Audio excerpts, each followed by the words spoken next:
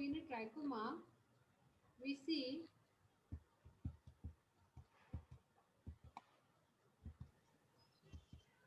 in filatecular conjunctivitis, the treatment we see when there is a local treatment if no secondary infection. So then we can use a hydrocortisone 1% at a 2 hours interval. And if secondary infection is present, then treatment is the same as a mucopurulent conjunctivitis, followed by a steroid therapy. In a corneal involvement, there is a atropine sulfate 1% ointment BD we can use as a local treatment. So this is a phylacticular conjunctivitis is seen in a diagrammatic representation. So this is the phylactery. As we see, this is a round and tiny swelling in the conjunctiva. So this is the phylactery, this one. In this diagram, we can see this is the phylactery we see. So this is the phylacticular conjunctivitis. Then there is a vernal conjunctivitis, that is the spring cataract. Hypersensitivity reaction of conjunctiva to the exogenous allergens mediated by IgE, that is the eosinophilia. And the etiology is it occurs in a 5 to 14 years in a summer, subsides in a winter, and dust and dry heat.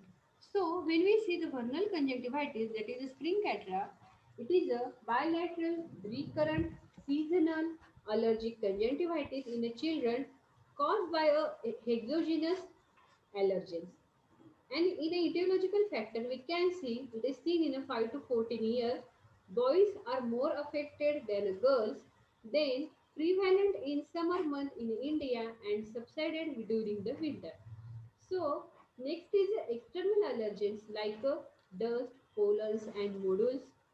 In the presence of dry and hot weather, family history of allergy is also present in these. Then with a self-limiting course around the 11 to 14 year of age. With the immunoglobulin E, that is the IgE mediated mechanism plays an important role. So when we see the symptoms of this, there is an intense burning, photophobia and lacrimation. There is an intense itching due to the alkaline nature of the discharge, then rapid discharge due to the fibrinous nature of the discharge, and photophobia, that is the burning and foreign body sensation is seen in the vernal conjunctivitis. With the signs, when we see the signs of this, there is a hard and flat papillae, cobblestone appearance, and fornix are not affected, with the papillae mainly on a bulbar or palpebral conjunctiva. Papillae rarely hypertrophy is seen in the signs. So when we see the signs, three types of the vernal conjunctivitis we can see, that is the palpebral, bulbar and the mixed. The palpebral type is the most common, but a bulbar type is a more common among the blacks. So it is the palpebral type when there is the cobalt stone appearance of a papillary hypertrophy of palpebral conjunctiva due to dense fibrous tissue and pressure exerted by the adjacent and hard papillae.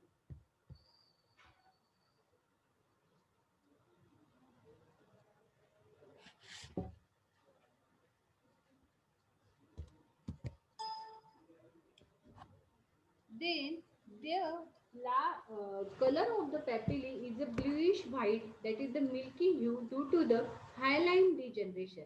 In a severe cases, there is a connective tissue separate the ruptures and giving rise to a giant papillae. Then the bulbar type. In the bulbar type, there is a multiple small nodule like a gelatinous thickening around the limbus and mostly at the upper. The discrete superficial spots, that is the Horner's Rantos dots, are found scattered around the limbus. And third is the mixed type. In the mixed type, it has a picture of both the types, that is the bulbar and palpebral. So treatment of a vernal conjunctivitis is that we can use the local water as a wash, then dexamethasone eye drop and disodium chloroglycate as drop.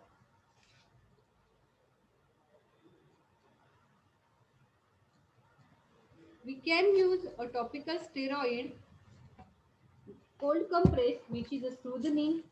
Then we can use long-term use of a topical steroid has probably like a cataract and glaucoma, dilute steroid preparation, then disodium promoglycate as it is used mainly to prevent a fresh attack as it is a mast cell stabilizer. Then there is a topical antihistamines we can use and which are helpful to give a relief from a severe itching. Then there is a topical non-steroidal anti-inflammatory drug we can use as a diclofenac or fluoroprofen. For a giant papillae, we can use a cryo application or beta irradiation or the excision may be done.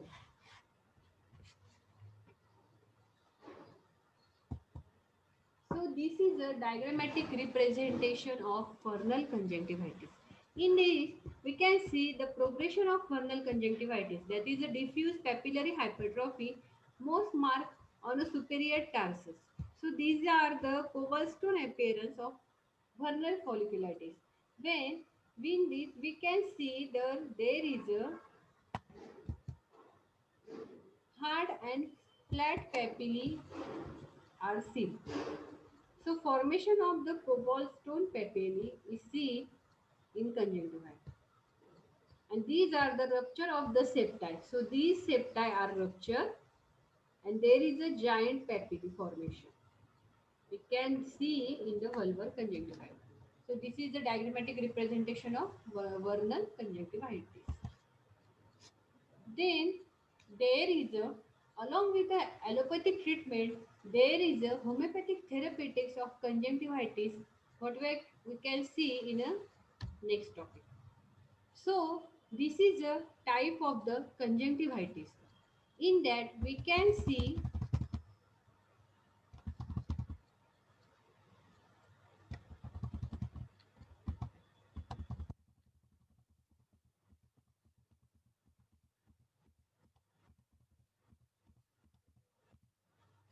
so this is a classification what we study in the last lecture of conjunctivitis. So in that we see how the infective conjunctivitis, then there is a bacterial and viral conjunctivitis. In the bacterial there is a acute catarrhal or mucopurulent, that is acute, subacute or chronic membranous conjunctivitis. With pseudomembranous conjunctivitis and purulent, that is a gonorrheal conjunctivitis, ophthalmia neonatalum, then angular conjunctivitis, Bedsonia group of organism, that is the swimming bath conjunctivitis, syphilitic, leprosy, and in the viral conjunctivitis, we can see the acute hemorrhagic conjunctivitis, follicular conjunctivitis, what we learn in today's lecture, that is acute or chronic conjunctivitis, conjunctivitis in measles, chickenpox, mumps, influenza, herpes zoster, yellow fever, dengue. So, when we see how revise the conjunctivitis, these are the classifications. So, this is a diagram, that is the acute. This is the acute mucopurulent conjunctivitis. This is acute purulent conjunctivitis. So, how the pus, when we see the patient of conjunctivitis, so this is a pus formation in the around the conjunctivitis. So, this is diagram is very useful to learn and to remember the acute purulent conjunctivitis. Then there is the allergic. In the allergic, there is a simple allergic, fine-articular and vernal conjunctivitis due to the injury with the associated with the skin diseases. Then infective conjunctivitis.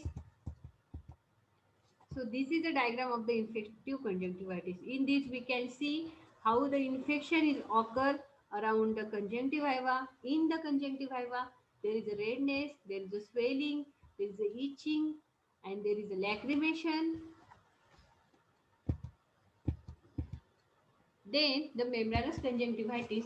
In this, what we study, there is a acute membranous conjunctivitis. So this is the membrane formation. This is this white. What you see, this is the membrane formation in the acute membranous conjunctivitis. So this diagram is very useful to remember. That is membranous conjunctivitis and pseudomembranous conjunctivitis. So this is the diagram of pseudomembranous conjunctivitis. And there is a soft, painless swelling of a lid. There is a less discharge and membrane occur as a yellowish and white. So this is a pseudomembranous conjunctivitis. So we can see what is the difference between the membranous and pseudomembranous conjunctivitis. Then the ophthalmia neonatal, which is a bilateral purulent conjunctivitis in the newborn within the first and third week of a life. So this is the ophthalmia neonatal. In this we can see how there is a swelling around the eye, and there is a bilateral purulent conjunctivitis. That is, the both the eyes shows the purulent conjunctivitis by the first to third week of a baby life. Then angular conjunctivitis. So this is a diagrammatic presentation of angular conjunctivitis. What we see in this, there is a proteolytic ferment of bacteria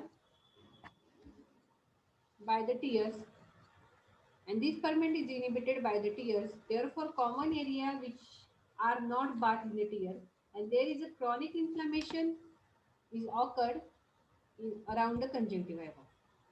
Then, what we studied in a last lecture, that is the angular conjunctivitis, and then from today's lecture we can study what we study, that is the follicular conjunctivitis. So follicle are tiny round swelling around the conjunctiva are formed. So these are the follicular conjunctivitis. What we seen in this diagram, there is a redness and swelling and follicle are formed around the conjunctiva. This is a very severe type of the follicular conjunctivitis. What we see as the red tiny swelling around the conjunctiva. Then these are the types of follicular conjunctivitis. That is acute herpetic conjunctivitis, epidemic keratoconjunctivitis, pharyngoconjunctival fever, Newcastle conjunctivitis, and conjunctivitis due to the various viruses like measles, chickenpox, herpes, zoster, smallpox, mumps, influenza, yellow fever, and vaccination. Then next we see that is the trichoma, that is round and swelling. It is the chronic inflammation of conjunctiva and cornea. In this, there is a swelling and rough feeling, and with the papillary hypertrophy of a conjunctiva with the blood vessel growth in the cornea. So, according to McCannell classification, what we see that there is a papilla formation with the follicle with the congestion of conjunctiva and pannus formation around the uh, cornea with the Herbert's follicle. So, according to the McCallum's classification, there is a stage 1 and stage 2. So, in this, we can see the diagrammatic representation of the trichoma. There is the progressive stage, regressive stage, and the clinical photograph. That is the how there is a pannus formation is seen in this diagram. Then this is the trichomatous inflammation follicle, that is the TF. How the TF formation, that is the pannus formation, is present in this diagram. And in trichomatous inflammation, when intensely present, then what we see in this diagram, how there is a very much intensively seen that there is a very redness, swelling, and pannus formation with in trichoma with the inflammation.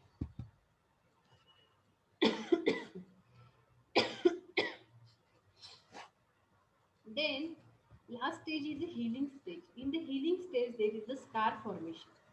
So white scar tissue form, follicle atrophy, and corneal ulcer heal, leaving the facet which cause a great disturbance in the future. In the future. So this is a diagram of the healing stage of trichoma. Then fourth stage is the complication, what we studied before. Then allergic conjunctivitis, phylactecular conjunctivitis. So this is the phylactein formation, how the red tiny swelling is occur in and the phylactein is formed in the conjunctiva. It is very commonly seen in epidemics and in children. Then the vernal conjunctivitis. So this is a diagrammatic representation of vernal conjunctivitis. In this we see the progression of vernal conjunctivitis with a diffuse papillary hypertrophy and most marked on a superior tarsus. So this is a formation of a cobalt stone papillary. So how the cobalt stone papillary are formed around and in the conjunctiva. And in this diagram, we see there is a rupture of septi and giant papillae. So these are the giant papillae. These are the giant papillae what we can see in this diagram with there is a rupture of septi. So these septi are ruptured and form a giant papillae. So this is the Werner conjunctivitis. Then the next topic is the homeopathic therapeutics of the conjunctivitis. So we studied the allopathic treatment of conjunctivitis, but in the homeopathic materia medica, there are many drugs are useful in the conjunctivitis, that is the inflammation of conjunctiva. Around many remedies, we can see there is a when we use conjunctivitis, when we treat a patient of a conjunctivitis, we can use a many homeopathic drugs in a conjunctivitis according to the characteristics feature of the patient. That is the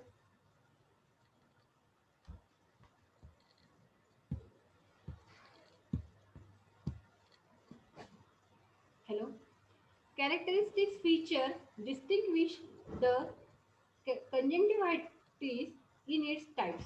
So when we can use there is a acute and subacute catararal conjunctivitis, that is the catararal inflammation of the conjunctiva. We can use aconite, apis, argentum nitricum, arsenic, belladonna, cantharis, corallum, Duboisia, Dulcamara, Euphrasia, Ferrum Phos, Guaria, Hiparsul, Calimur, Merck, Nitramers, Opium, Picric acid, Pulsatilla, Rustox, Sepia, Sticta, Sulfur, Upas tinate. These are the many remedies we can use in an acute and subacute catararal conjunctivitis.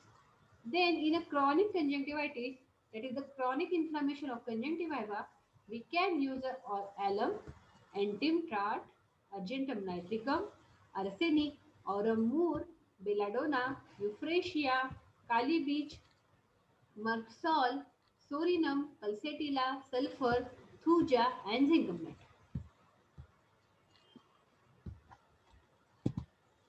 So, in a Cropper's diphtheric inflammation, we can use acetic acid, apis, guaria, iodum, kali beach, Merck sinatus.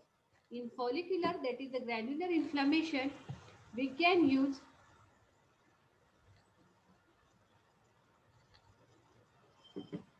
the apis, argentum nitricum, arsenic, aurum mur, aurum mec, calcarea iode, croton T, joaquarity, kali beach, nitrum mur, Phytolacca, Pulsatilla, Thuja and Zinc. So next homeopathic, in the next lecture we can study the homeopathic therapeutics of conjunctivitis in details. Thank you student for attending today's lecture. Have a good day.